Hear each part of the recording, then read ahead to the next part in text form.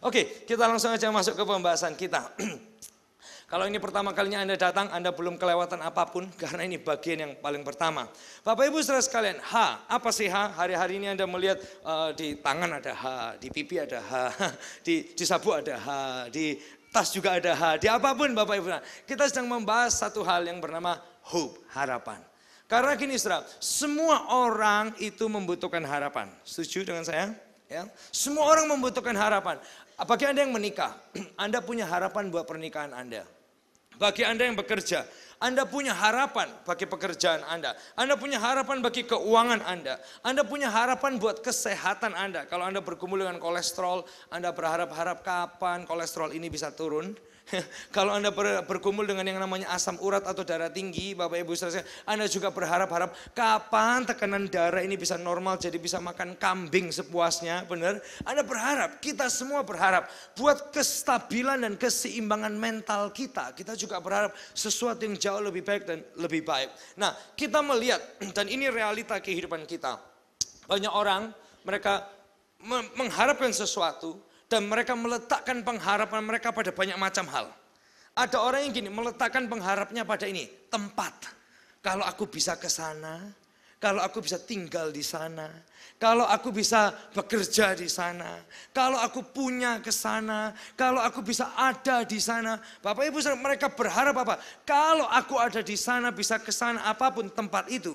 Mereka berharap apa? Hidup mereka jadi lebih baik.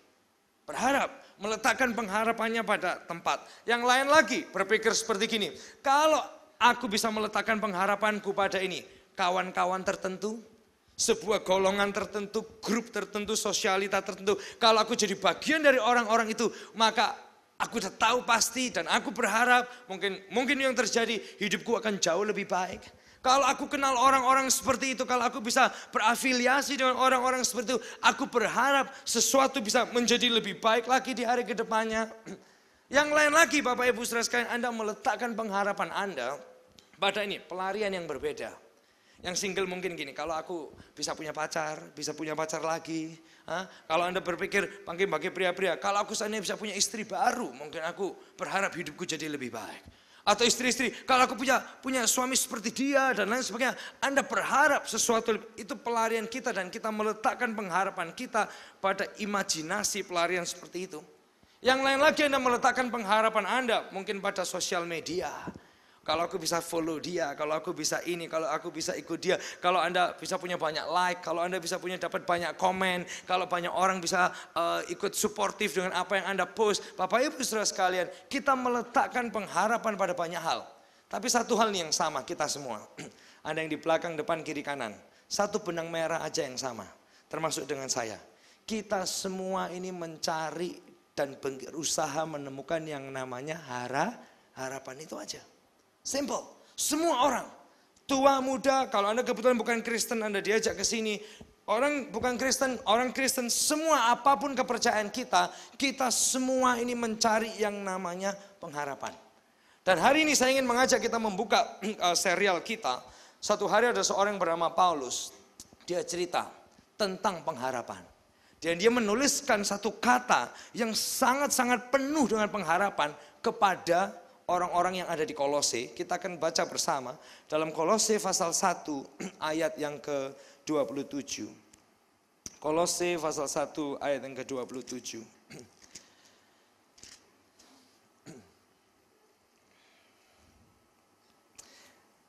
Kalau Anda tidak bawa Alkitab, Anda bisa ikuti dari layar yang ada di depan. Kalau Anda bawa Alkitab, saudara mau buka, saudara mau garisin, itu juga luar biasa. Kolose 1 ayat yang ke-27. Kalau saya menemukan bersama boleh ada yes, supaya kita bisa baca bersama. Oke, 2, 3. Kepada mereka, Allah mau memberitahukan betapa kaya dan mulianya rahasia itu di antara bangsa-bangsa lain. Perhatikan. Ini kata-kata Paulus kepada kawan-kawannya. Dia bilang gini, Tuhan tuh mau memberitahukan rahasia ya. Saudara jangan bilang-bilang orang-orang, rahasia. Dan rahasia ini kaya dan mulia. Rahasia ini kaya dan mulia. Rahasia berarti harus pelan-pelan saudara. Rahasia. Kasih tahu kanannya, ini rahasia. Rahasia. Tapi harus bisi-bisi saudara, supaya orang sebelah gak dengar. Nah, Bapak Ibu saudara sekalian, Paulus bilang gini, Tuhan mau memberitahukan ini loh rahasia yang kaya dan yang mulia. Apa rahasianya? Ini rahasianya. Ini baca bersama-sama 2-3. Kristus ada di tengah-tengah kamu. Kristus yang adalah pengharapan akan kemuliaan. Sebagian Anda gini, wow artinya apa Elia? Terjemahan bahasa lain bilang ini loh rahasianya yang kaya dan mulia. Ini rahasia. Kristus ada di dalam kamu. Dan Kristus itu adalah ini, pengharapan akan kemuliaan. Sebagian Anda baca bagian yang lama, Anda gini, Kristus di dalam aku. Yes, powerful, keren. Tapi bagian Anda yang baru gini, Kristus di dalam aku, kayak apa caranya? Nggak make sense, maksudnya apa? Nah, saya ingin mengajak kita melihat sebuah cerita yang akan menggambarkan konsep ini. Dan saya percaya Anda keluar dari gereja ini, Anda akan gini, wow, Tuhan, you're very amazing, engkau sangat luar biasa dan engkau penuh dengan pengharapan. Saya ingin melihat cerita yang diceritakan oleh Yohanes dari Yohanes pasal yang keempat. Supaya Anda bisa memahami rahasia yang kaya dan mulia Kristus ada di dalam kita. Yohanes pasal 4, kita lihat bersama-sama dari Yohanes pasal yang keempat. Nah cerita ini sangat luar biasa, Anda perlu tahu sebelum Anda baca ini. Cerita ini adalah percakapan Yesus yang paling panjang selama dia melayani di dunia. Sebentar yang akan kita baca ini adalah percakapan Yesus yang paling panjang selama dia melayani di dunia. Dan kita akan melihat bersama, karena ini cukup panjang, saya akan bagi dalam 4 segmen supaya Anda bisa mengikutinya dengan mudah. Jadi Anda nggak gini, oke. This is boring, tapi supaya Anda bisa mengikutinya, saya bagi dalam 4 segmen. Ya, segmen yang pertama adalah ini, pertemuan di sumur. Ini bukan sumur yang di Bali, banyak teman-teman pria-pria suka bilang sumur kalau ada di Bali. Tapi ini beda, pikiran Anda harus diubahkan. Jadi pertemuan di sumur, pertanyaan dengan siapa? Kita lihat bersama-sama Yohanes pasal 4 ayat yang keempat. Kita lihat bersama. Kita baca bersama ya, 2-3, ia harus melintasi daerah Samaria. Nah, kenapa ayat ini? Sebagian Anda waktu baca gini, oke Elia apa hubungannya dengan aku? Anda perlu tahu konteks budaya di zaman itu, orang Yahudi dengan orang Samaria itu tidak berkawan. Mereka bukan hanya tidak berkawan, mereka bermusuhan satu dengan yang lain. Mereka tidak suka satu dengan yang lain. Sehingga kalau orang Yahudi mau pergi ke kota lain, mereka itu sebenarnya bisa lewat Samaria. Saking tidak sukanya dengan orang Samaria, ini yang mereka lakukan. Mereka ditur. Mereka ambil jalan lain, walaupun lebih panjang, walaupun lebih lama, walaupun lebih panas, mungkin nggak apa-apa, asal tidak harus lewat Samaria. Itu saking bencinya orang Yahudi kepada orang Samaria. Jadi Anda perlu tahu konteksnya. Jadi orang Yahudi kalau mereka pergi, nggak apa-apa lebih panjang, nggak apa-apa lebih jauh, nggak apa-apa bayarnya lebih mahal. Yang penting nggak harus lewat Samaria, karena mereka sangat bermusuhan. Nah ayat ini berkata gini, Yesus harus melintasi Samaria. Kok harus? Siapa yang harusin? Yesus nggak punya kewajiban atas siapa-siapa. Dia mau pergi kemanapun, dia mau pergi kapanpun, dia mau berangkat lewat mana saja, terserah dia. Tapi kenapa kok dia harus lewat Samaria, saudara? Apa dia mau ketemu developer pembangunan yang terkenal di Samaria? Dia mau bikin Jesus Center mungkin Bapak Ibu saya? Enggak. Apa dia mau ketemu dengan investor gede yang ada di Samaria? Enggak juga. Sampai-sampainya dia harus melintasi Samaria. Siapa yang akan dia temui? Siapa yang begitu penting yang akan ditemui Yesus sampai dia harus lewat di Samaria? Apa dia mau ketemu dengan perusahaan rekaman yang besar karena Yesus mau bikin album untuk memberkati kota-kota dan bangsa? Enggak juga. Bapak Ibu jelaskan kepada siapa dia akan pergi dan kenapa kok dia harus. Ayat yang ke-5 dan yang ke-6, sudah kita baca bersama. Maka sampailah ia ke sebuah kota di Samaria yang bernama Sikar, dekat tanah yang diberikan Yakub dahulu kepada anaknya Yusuf. Di situ terdapat sumur Yakub. Yesus sangat letih. Saya senang sekali waktu Yohanes cerita, dia itu cerita apa adanya. Yesus letih. Ketika Anda membaca ayat ini, saya sangat bersyukur karena gini, ini menunjukkan bahwa ketika Yesus ada di dunia, dia bukan hanya sepenuhnya Tuhan, tapi dia juga sepenuhnya manusia. Artinya gini, dia bisa memahami dan menyadari keberadaan kita sebagai manusia. Kalau Anda bisa kesepian, sebagai manusia dia juga pernah kesepian. Kalau Anda merasa tergoda, Yesus pun juga bisa tergoda, Bapak Ibu Saudara sekalian. Kalau Anda bisa letih dan lesu, dia pun juga bisa. Dia artinya gini, kita punya Tuhan yang memahami keadaan kita. Saudara bersyukur akan hal itu? Hah? Dia luar biasa. Nah, ayat ini bilangnya gini, Yesus sangat letih oleh perjalanan. Karena itu ia duduk di pinggir sumur, hari itu kira-kira pukul 12. Nah, kalau Anda baca sumur, ini bukan hanya sekedar monumen, ini bukan hanya sekedar monumen bersejarah di kota Sikar. Ayo kita harus ke sumur itu karena ini sumur. Enggak. Ini adalah sumur yang menjadi kehidupan dan sumber mata air bagi orang-orang yang ada di sana. Nah, kepada siapa Yesus datang? Kenapa dia harus ke Samaria? Siapa yang akan dia temui? Ayat yang ke-7 menceritakan gini, Saudara, ayat yang ke-7. Maka datanglah seorang perempuan Samaria hendak menimba air. Kita ucapkan perempuan Samaria. 2, 3, perempuan Samaria. Kata Yesus kepadanya, berilah aku minum. Maka kata perempuan Samaria itu kepadanya, masakan engkau seorang Yahudi minta minum kepadaku, seorang Samaria. Sebab orang Yahudi tidak bergaul dengan orang Samaria. Saudara bayangkan ini yang saya bayangkan. Yesus duduk di sumur, kemudian yang dia tunggu ternyata, kenapa kok dia harus ke Samaria? Dia nggak sedang mengadakan meeting appointment dengan developer besar, investor besar, bukan. Yang dia temui ternyata, saudara, perempuan Samaria. Waktu saudara baca ayat ini, waktu saya baca ayat ini, saya mikir gini, waduh, ini double scandal nih. Kita pernah bikin Scandal of Christmas ya, 2 tahun lalu. Mestinya tahun ini, mungkin tahun depan, double scandal of Christmas. Bapak Ibu Saudara, ini double scandal. Loh kok bisa? Bagi sebagian Anda gini, kok bisa double scandalnya di mana? Karena ini, yang pertama, orang Yahudi tidak bergaul dengan orang Samaria.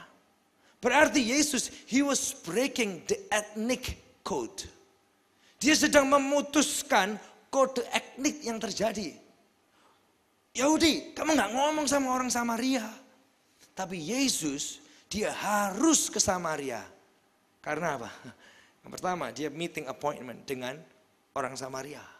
Bapak Ibu Saudara sekalian, bukankah kita bersyukur segala macam etnik kita diterima oleh Tuhan? Saudara bersyukur akan hal itu? Tuhan kita nggak memandang etnik, Saudara. Dia nggak mandang bola mata kita, dia nggak mandang kulit kita. Yang dia pandang hanya semua kita bisa diampuni dan punya pengharapan. Isn't that awesome? Ini luar biasa. Nah, yang kedua, double scandalnya kenapa? Karena gini, di situ dikatakan gini, seorang perempuan Samaria. Nah, orang Yahudi di waktu itu, mereka nggak ngobrol dengan perempuan. Bagi orang Yahudi di zaman itu, perempuan, oh kamu beda kelas. Kita nggak ngobrol dengan orang perempuan. Tapi Yesus, he is violating the moral code. Dia sedang mematahkan kode moral yang ada. Karena bagi pria-pria Yahudi, well, we don't talk to women. Kita nggak bicara dengan perempuan. Bapak Ibu saudara sekalian, tapi ini yang Yesus lakuin. Bukankah luar biasa dengan Yesus kita? Apapun kondisi moral saudara, Yesus mau diajak bicara. Bukankah ini hal yang luar biasa? Sebagian kita datang dengan kondisi moral yang berbeda-beda. Sebagian Anda baik, sebagian Anda merasa Anda kurang baik, sebagian Anda merasa sangat buruk. Tapi ini kabar yang luar biasa, penuh pengharapan. Dia bicara dengan semua orang apapun latar belakang moralnya. Jadi ini bagian yang pertama. Nah, ayat selanjutnya kita akan baca. Ketika kita baca ayat 10 sampai 11, saya kategorikan ini kita masuk di bagian yang kedua. Di bagian yang kedua ini membahas tentang ini. Perlu timba yang lebih baik. Need a better bucket. Ayat yang ke-10 kita lanjutkan saudara cerita ini. Jawab Yesus kepadanya, jikalau engkau tahu tentang karunia Allah, dan siapakah dia yang berkata kepadamu, kalau kamu tahu aku, ini arti katanya Yesus. Kalau kamu tahu aku, kata Yesus, berilah aku minum. Niscaya engkau telah meminta kepadanya dan ia telah memberikan kepadamu air hidup. Ini kata Tuhan. Kalau kamu tahu siapa yang lagi ngomong sama kamu gak akan main-main. Karena ini aku ini air hidup. Tapi coba saudara lihat kata-kata perempuan ini. Kata perempuan itu kepadanya, Tuhan, engkau tidak punya timba dan sumur ini amat dalam. Dari manakah engkau memperoleh air hidup itu? Perhatikan ini. Jadi Yesus bilang gini, kalau kamu tahu yang kamu sedang ajak bicara itu siapa, maka hidupmu akan diubahkan. Tapi perempuan ini Bapak Ibu saudara sekalian dia salah fokus. Yang dia fokusnya adalah gini, Tapi Tuhan, kamu nggak punya timba, sumur ini dalam. Dari mana kamu bisa peroleh air hidup? Tapi Yesus dia tahu dirinya adalah sumber air hidup. Kalau dia sumber air, dia nggak perlu timba. Yang setuju dengan saya katakan yes. Karena dia menyumberkan air. Nah Bapak Ibu saudara sekalian, tapi perempuan ini dia salah fokus. Fokusnya gini, Tuhan gimana kamu bisa minum? Gimana kamu bisa nggak haus? Gimana kamu bisa puas kalau kamu nggak punya timba? Bapak Ibu saudara sekalian, kita lanjutkan sebentar sebelum kita masuk ke aplikasinya buat hidup kita. Ayat yang ke-12, perempuan ini kemudian tanya gini, adakah engkau lebih besar daripada bapak kami Yakub yang memberikan sumur ini kepada kami, yang telah minum sendiri dari dalamnya, ia serta anak-anaknya dan ternaknya. Mungkin Yesus batin gini, dia belum tahu siapa aku. Aku yang buat Yakub, of course aku lebih besar dari Yakub. Bisa diikuti Bapak Ibu saudara sekalian, karena perempuan ini belum jelas. Nah, ayat selanjutnya ayat 13 ayat 14, jawab Yesus kepadanya, barang siapa minum air ini, ia akan haus lagi. Tetapi barang siapa minum air yang akan kuberikan kepadanya, ia tidak akan haus untuk selama-lamanya. Sebaliknya, air yang akan kuberikan kepadanya akan menjadi ini. Kita baca bersama kalimat berikut ini 2-3, mata air di dalam dirinya yang terus-menerus memancar sampai kepada kehidupan yang kekal. Saudara bisa mulai mengikuti cerita ini. Tuhan bilang gini, aku air hidup. Kalau kamu bisa punya aku, maka katanya gini, akan menjadi mata air di dalam diri kita yang terus-menerus memancar. Bukankah tadi Kolose tadi ada rahasia? Rahasia, kaya, mulia.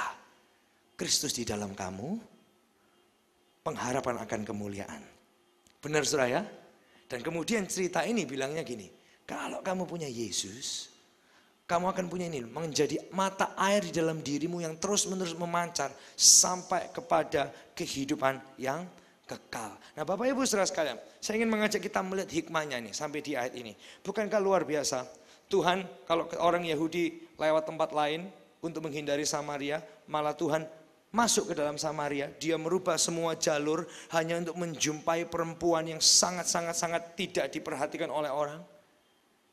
Kalau kita aplikasikan di hari Natal ini, saudara, Tuhan harus melampaui jarak, dia melampaui waktu, dia melepaskan surga hanya untuk datang ke dunia supaya dia bisa menjumpai Anda dan saya. Bukankah ini powerful saudara? Tapi ketika Yesus menjumpai perempuan ini juga nggak tahu. Sekali lagi bukan perempuan ini yang cari Yesus, Yesus yang cari perempuan ini. Benar ya? Dan hikmahnya juga seringkali gini, bukan kita yang cari Tuhan, Tuhan yang lebih dulu cari kita dan temukan kita. Nah, waktu Tuhan cari perempuan ini dan Tuhan ingin menunjukkan kepada perempuan ini, hey, aku nih loh kehidupan yang kamu cari. Perempuan ini salah fokus. Perempuan ini gini, Tuhan tapi kamu nggak punya timba. Yang dia pikirkan adalah timba. Dan timba ini bicara apa? Seringkali Bapak Ibu saudara sekalian. Seringkali ini yang terjadi. Kita kepingin menemukan kepuasan hidup.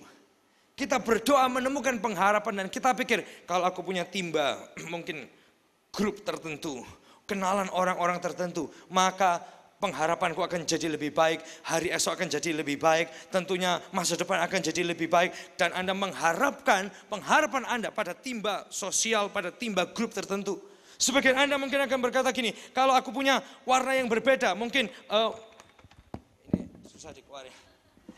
Oh kalau aku punya timba yang berbeda, warna yang berbeda. Kalau aku punya mobil yang warnanya berbeda. Atau tas yang warnanya berbeda. Atau apapun yang berbeda. Mungkin aku akan menemukan pengharapan hidup dan aku akan lebih happy dibanding sebelumnya. Yang lain lagi mungkin akan berkata gini. Kalau aku punya yang lebih besar, yang lebih besar. Kalau aku punya rumah yang lebih besar. Kalau aku punya pemasukan yang lebih besar. Kalau aku punya income yang, Bapak Ibu itu semua baik. Tapi seringkali kita salah fokus, kita mengejar timba yang salah, Bapak Ibu saudara sekalian. Yang lain lagi akan berkata gini, mungkin bagi yang single, kalau seandainya aku punya pacar, kalau dia mau rangkul aku, bahkan aku gini, I'm willing to have sex sama dia, supaya yang penting apa? I feel so good, I feel better, aku merasa lebih baik dengan diriku, aku merasa aku gak sepian, aku merasa aku dihargai, aku merasa aku masih laku. Bapak Ibu saudara sekalian, Anda menempatkan pengharapan Anda pada timba yang salah. Sebagai Anda yang lain mungkin akan berkata gini, Oh, aku harus cari timba yang lain lagi. Mungkin istri yang baru atau suami yang baru. Karena hidupku gini-gini terus. Seandainya aku menikah dengan orang seperti itu, seandainya aku menikah dengan orang seperti ini, maka harapan akan masa depan akan jauh lebih baik dibanding sebelumnya. Bapak Ibu saudara sekalian, bukankah yang terjadi dengan kehidupan kita? Kalau aku punya follower Instagram yang lebih banyak, kalau aku punya like Instagram yang lebih banyak, kalau banyak yang komen di Instagramku lebih banyak lagi, maka pengharapan untuk masa depan akan jadi lebih baik. Bapak Ibu saudara sekalian, tapi ketika Tuhan menjumpai perempuan ini, Tuhan enggak sedang bicara tentang timbanya. Anda bisa ngikuti saudara? Tuhan enggak sedang membahas tentang timbanya. Tapi perempuan ini salah fokus. Dia ngomong sama Yesus, Yesus kamu enggak punya timba. Gimana kamu bisa punya air hidup itu? Ayat yang ke-15 saudara, ayat yang ke-15. Kata perempuan itu kepadanya, Tuhan, berikanlah aku air itu, supaya aku tidak haus dan tidak usah datang lagi ke sini untuk menimba air. Akhirnya perempuan ini kepingin kan, apa yang Tuhan punya. Berarti gini Bapak Ibu, selama ini yang dia cari, ketika dia tahu ada tawaran yang lebih baik dari Tuhan, dia gini, mungkin aku juga perlu yang satu ini. Harapan untuk buat hidupku jadi lebih baik. Nah saudara, kita ikuti ceritanya. Saya ingin mengajak kita masuk ke segmen yang ketiga dari cerita ini. Di segmen yang ketiga bicara tentang ini, bukan tentang timbanya, tapi tentang diri kita. It's not about the bucket, it's about you. Bukan tentang timbanya, tapi tentang kita. Nah, Yesus langsung masuk personal ke dalam percakapan ini. Ayat yang ke-16, saudara akan lihat bagaimana Yesus langsung masuk ke percakapan yang lebih dalam kehidupan perempuan ini. Ayat 16 kita baca. Ya. Kata Yesus kepadanya, pergilah, panggillah suamimu dan datang ke sini. Wah, kelihatannya Yesus baik banget ya. Ngundang suaminya segala, suruh datang, kenalkan aku pada suamimu. Ya. Sebagai Anda nggak pernah baca ayat ini, Anda akan gini, wah Yesus baik banget ya. Tapi sebenarnya bagi Anda yang sudah tahu ceritanya, ini semakin rumit. Ayat yang ke-17, kata perempuan itu, aku tidak mempunyai suami. Kata Yesus kepadanya, tepat katamu, bahwa engkau tidak mempunyai suami. Perempuannya gini, yes, untung dia nggak tahu. Tuhan, aku nggak punya suami Tuhan. Oh iya benar. Kamu nggak punya suami. Saudara tahu orang kalau basa-basi, Bapak Ibu saudara sekalian, saya pernah salah basa-basi. Saudara tahu orang kalau salah basa-basi, muka ini kepingin dipindahkan ke dunia yang berbeda. Loh, hamil dah? Enggak. Loh, wis nikah toh? Enggak, mateng. Bapak Ibu saya pernah ngalami itu. Tapi Anda bisa bayangkan Yesus, panggil suamimu. Oh tapi aku nggak punya suami Tuhan. Oh iya. Oh iya belum bersuami. Tapi Anda nggak bisa bohongin Tuhan. Karena dia maha tahu. Ayat yang ke-18. Sebab engkau sudah punya 5 suami. Wah. Dan yang ada sekarang padamu bukanlah suamimu. Berarti ini yang ke-6. Dan dalam hal ini engkau berkata benar. Wow, Tuhan langsung masuk Bapak Ibu saudara sekalian. Dan di momen itu Tuhan gak memberikan kepada wanita ini apa yang dia mau. Tapi Tuhan memberikan kepada wanita ini apa yang dia butuhkan.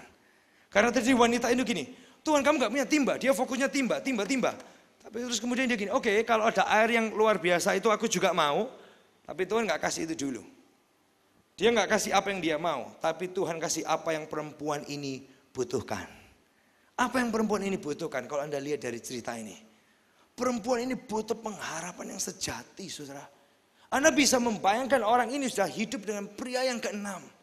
Saya membayangkan gini, setelah dia broken dari yang pertama. Wah, hidup hancur, broken hearted. Kemudian ada orang yang mau deketi dia. Waduh, thank you Jesus, luar biasa. Atas gini-gini loh, masih ada yang mau loh, puji Tuhan. Pengharapan baru muncul. Dan dia meletakkan itu pada pengharapan itu. Orang yang kedua, pria yang kedua. Ternyata pria yang kedua nggak seperti yang dia harapkan. Habis lagi, ganti pria yang ketiga. Mungkin dengan yang ini, masa depanku akan lebih baik. Financeku akan jadi lebih baik. Aku akan jadi lebih bahagia. I will be happier. Mungkin. Dia meletakkan pengharapannya pada itu. Setelah yang ketiga. Dan yang ketiga pun berantakan. Hancur hati lagi saudara.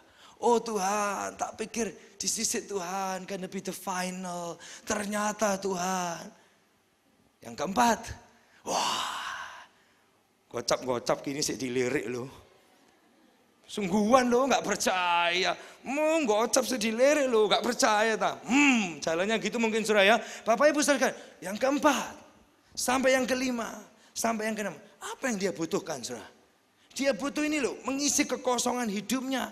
Dia sedang dalam pencarian sampai 6 kali saudara. Anda bisa membayangkan? Ada sesuatu yang lebih baik yang dia harapkan, yang dia sedang cari. Dan yang Yesus berikan, Yesus nggak berikan apa yang dia mau, tapi Yesus berikan apa yang dia butuhkan. Dan seringkali Bapak Ibu saudara sekalian, kita bisa menjadi orang yang paling agamawi, kita juga nggak pernah terpuaskan. Anda bisa punya ketenaran, kepopuleran, Anda juga nggak pernah terpuaskan. Anda bisa punya semua itu baik, semua itu side effect. Anda bisa punya banyak uang dan lain sebagainya, tapi juga Anda tidak pernah terpuaskan.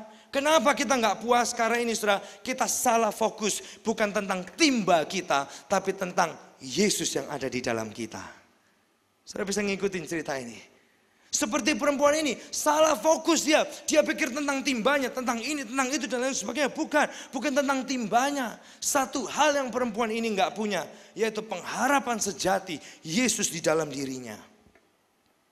Setelah dia ngobrol-ngobrol dengan Yesus, ayat yang ke-23 sampai yang ke-24.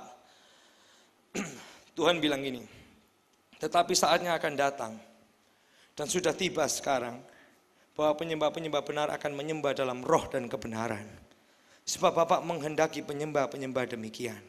Allah itu roh, dan barang siapa menyembah dia, harus menyembahnya dalam roh dan kebenaran. Bagian yang baru dalam gereja anak ini, iki opo to artinya ayat ini. Bapak Ibu saudara sekalian, artinya simple. Bicara roh dan kebenaran. Roh bukan hanya bicara tentang roh Tuhan. Tapi manusia juga terbangun dari tubuh, jiwa, dan roh. Benar saudara ya? Tubuh, jiwa, dan saudara percayakan hal itu? Saudara percayakan hal itu ya? Atau Anda hanya punya tubuh, jiwa, dan tidak punya roh? Kita punya tubuh, jiwa, dan roh saudara. Nah roh di sini bicara apa? Roh Tuhan dan roh kita. Nah kebenaran bicara apa? Bukan hanya kebenaran Alkitab. Bukan hanya firman. Tapi kebenaran juga bicara ini. Kejujuran diri kita. Aku gak sempurna Tuhan, this is me. Aku empty, aku kosong. Dan ini aku cari. Timba dalam relationship. Relationship 1, relationship 2, relationship 3, relationship 4, relationship 5, relationship yang ke-6. Ini aku cari. Tapi Tuhan bilang gini, hey, akan ada saatnya. Karena Allah itu adalah roh dan kebenaran. Simple, Tuhan cuma bilang gini, ini loh aku. Biarkan aku masuk dalam hidupmu. Simple, itu aja. Karena Allah adalah roh. Kita semua tubuh, jiwa, dan roh. Roh kita menerima roh Tuhan. That's it. Itu yang dia mau. Aku masuk dalam hidupmu. Rahasia loh ini saudara. Yang kaya dan mulia. Kristus di dalam kamu. Isn't that amazing?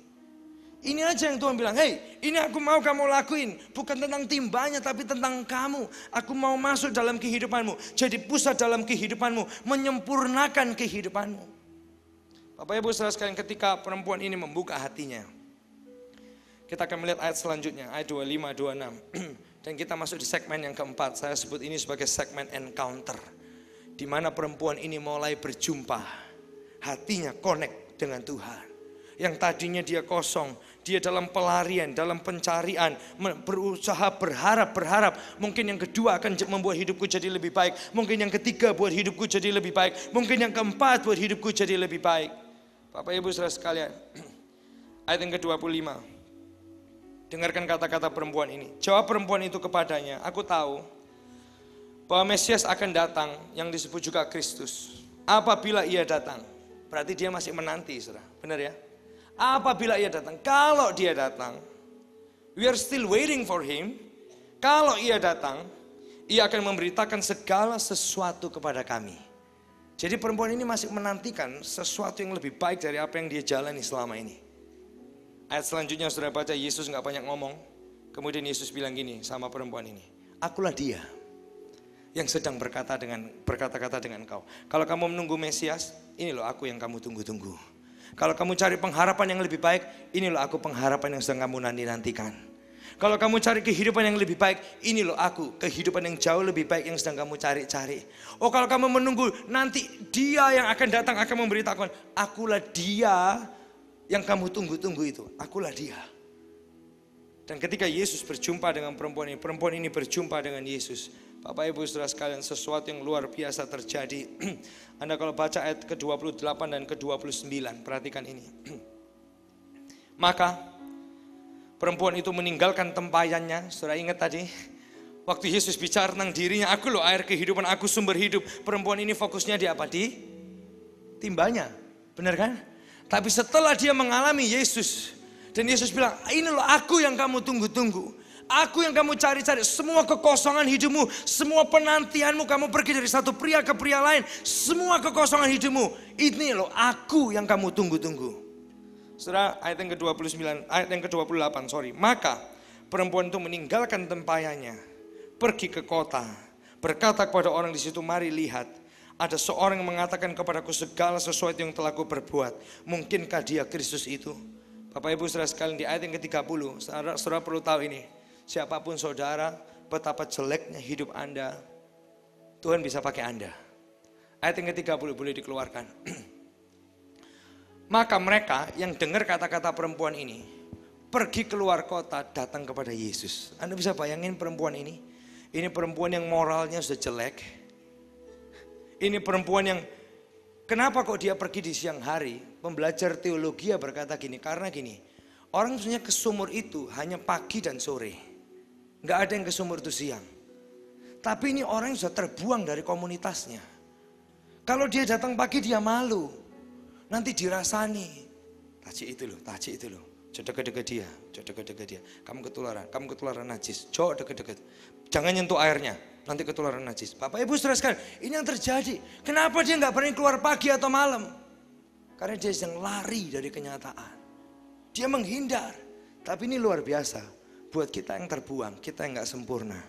Bukan kita yang datang sama Tuhan, Yesus yang datang buat kita. Isn't it amazing? Saya ingin mengajak kita merenungkan kembali ada 4 hal yang luar biasa yang bisa terjadi dalam kehidupan kita. Dari cerita ini yang pertama adalah ini, Yesus dia melewati semua jarak, semua waktu, semua peraturan. Datang ke sumur untuk apa? Menjumpai perempuan ini dimanapun dia berada. Bukankah ini kabar baik buat Anda dan saya? Anda nggak perlu gini, saya akan pura-pura baik supaya Tuhan mau menjumpai saya. Enggak. Saudara nggak akan pernah bisa jadi baik di hadapan Tuhan. Bisa diikuti Bapak Ibu saudara sekalian. Tuhan yang membuat Anda baik. Tapi sebelum Anda jadi baik, Tuhan menjumpai kita dimanapun kita berada. Anda bisa bayangin perempuan ini dijumpai di sumur dan di situ Yesus nongkrong. Ditunggu sama Yesus. Dia bisa menjumpai kita dimanapun kita berada. Yang kedua yang bisa kita ambil hikmahnya dari cerita ini adalah gini. Bapak Ibu saudara, sementara di dunia ini kita hanya fokus pada timba. Kita fokus pada, mungkin kalau aku punya grup yang ini maka aku akan jadi lebih baik. Kalau aku punya yang bigger maka I will be happier. Kalau aku punya mungkin yang beda bentuk, beda tipe, beda seri, mungkin I will be happier. Bapak Ibu saudara sekalian, sementara kita fokus pada timba, Tuhan itu nunggu kita. Karena yang dia fokusi bukan timba kita. Yang dia fokusi adalah hidup saudara dan saya. Dia terima kita apa adanya. Dia nggak peduli timba kita. Dia nggak peduli status sosial saudara. Dia nggak peduli apa yang saudara pegang hari ini. Dia nggak peduli betapa besar rumah saudara. Dia nggak peduli berapa banyak uang di akun saudara. Nggak peduli. Yang dia pedulikan adalah Anda. Bukankah ini luar biasa? Anda nggak perlu perform jadi yang terbaik, tapi Tuhan terima kita. Dan saat Tuhan izinkan kita mengalami dia, ini yang terjadi. Dia mau kita menjadi apa? Mata air buat orang lain. Saudara lihat perempuan ini. Dia cerita, hey ada orang yang bisa ngerti hidupku. Semua orang keluar. Untuk apa? Menjumpai Yesus. Dia jadi berkat. Dia jadi sumber mata air buat orang lain. Bapak Ibu saudara sekalian, sekarang saya mulai paham. Dari cerita ini saya menyadari. Kenapa Yesus ke sumur? Bukan karena satu-satunya tempat minum. Tapi dia pergi ke sumur. Untuk ini saudara. Menggali hati perempuan ini. Orang yang hancur. Orang yang bobrok. Supaya bisa punya pengharapan di dalam Tuhan. Saudara tahu kenapa Yesus datang ke dunia? Natal. Yesus datang ke dunia, yes. Kenapa? Dia nggak mau menggali sumur yang lain, enggak. Yang dia mau adalah menggali hati saudara dan saya. Supaya kita semua bisa mengalami Yesus dalam hati kita. Dan Anda bisa mengalami rahasia yang kaya, yang mulia, Rahasianya apa? Kristus di dalam kamu. Supaya kita bisa ngalami rahasia ini, saudara. Makanya dia turun ke dunia untuk gali hati saudara dan saya. Pada kesempatan pagi hari ini, saya nggak akan panjang lebar, tapi saya mau tutup dengan satu cerita. Tadi pagi saya nggak ceritakan ini, tapi ini cerita yang baik. Suatu hari ada seorang perempuan, hidupnya berantakan, hidupnya hancur. Terus dia gini, dia tergerak untuk ke gereja. Gereja mana ya? Gereja mana? Gereja mana? Oh, aku ingat. Waktu aku kecil aku pernah diajak ke gereja itu. Ya udahlah, aku ke gereja sana. Perempuan ini karena latar belakangnya yang berbeda, cara penampilan dan berpakaiannya pun berbeda. Yang atasnya mungkin sedikit ke bawah, yang bawah mungkin sedikit ke atas, saudara. Dan dia ada di gereja itu. Waktu dia ada di gereja itu setelah ibadah, pendeta di luar salam-salaman. Pendeta ini lihat perempuan ini, pendeta ini bilang, minggu depan kalau mau datang ya, coba doa dulu sama Tuhan. Kira-kira baju apa yang perlu kamu pakai? Wah, malu dia, saudara, perempuan ini. Wah, di gereja, this is the best I can do. Ini yang terbaik yang aku tahu. Waduh, dia malu. Dia keluar dari gereja. Saudara, minggu depan dia datang lagi. Karena itu yang terbaik yang dia punya. Yang atasnya agak ke bawah, yang bawahnya agak ke atas. Dia pakai hal yang sama, saudara. Pendeta ini dia sudah lihat dari atas. Loh, pakai baju yang sama. Nggak menghargai ini. Tunggu di depan, saudara. Salaman lagi, saudara. Semua orang sudah salaman. Perempuan ini agak terintimidasi, salaman lagi. Pendeta ini bilang ini. Minggu lalu kan saya sudah bilang. Kalau mau kembali ke gereja ini, tanya Tuhan dulu pakai baju apa. Sudah, Pak. Saya sudah tanya sama Tuhan. Oh iya? Tuhan jawab apa sama kamu? Tuhan jawab gini. Gak tahu, soalnya aku gak pernah ke gereja itu. Anda tahu maksudnya? Bapak Ibu saudara sekalian. Hikmahnya adalah gini, bukan kayak kita bersyukur. Kita punya Tuhan yang gak menghakimi kita. Dia terima kita apa adanya. Come on, satu hal yang membuat saya sangat terharu, Tuhan. Kok Tuhan tuh membela nih pergi ke Samaria, harus ke Samaria.